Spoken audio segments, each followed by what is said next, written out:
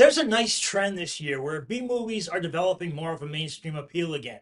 Cocaine Bear, hell, even Megan have done well at that. And something I did not expect was for Dungeons and Dragons to do the same. I've never played the role play game, but I remember the 2000s movie, and it's cheap, bland, and uninteresting.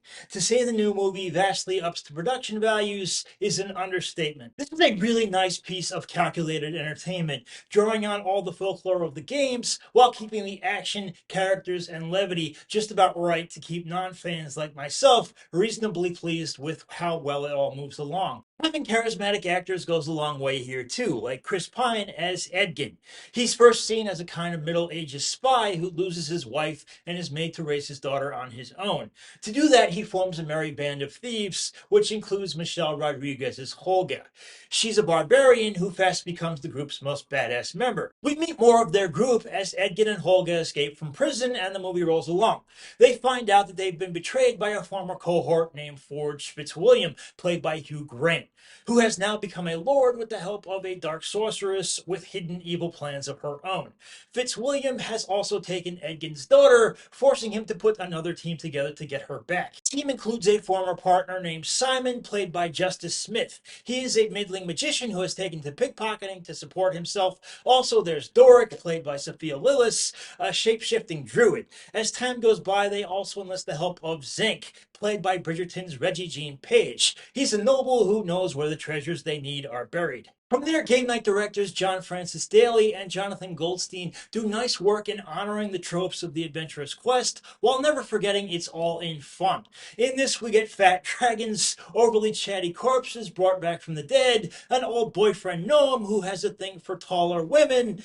He's played by a nice cameo by a very famous actor, and also we get lots of creeping around castles, caves, and so on. Much of the plot involves either seeking this tablet or that helmet, all of which magical objects that can help them in their fight. Mostly it's the chases, the sword fights, and the battles, with all sorts of dangerous creatures that keep the film's energy up, though.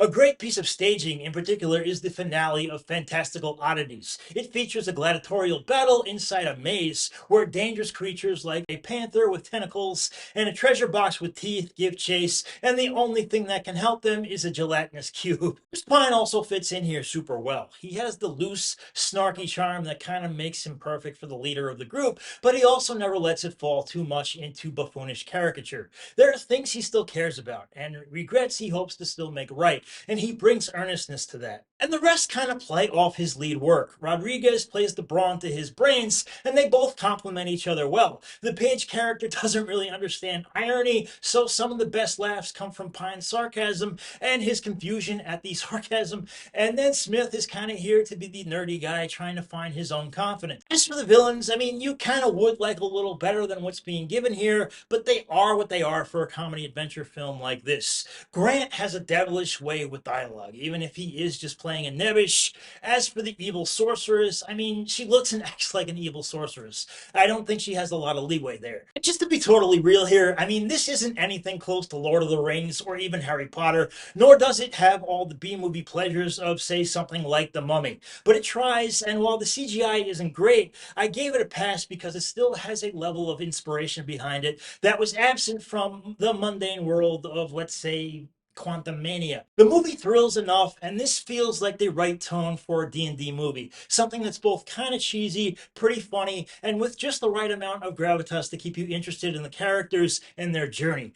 Don't expect epic brilliance, but rather a solid adventure that keeps us relatively entertained. That's why I'm going B, guys. But that is my opinion. I'd love to hear yours. Let me know down below there. Also, if you could please subscribe and hit that like button, I would very much appreciate it. I hope to see you again. Thank you so much. Bye bye.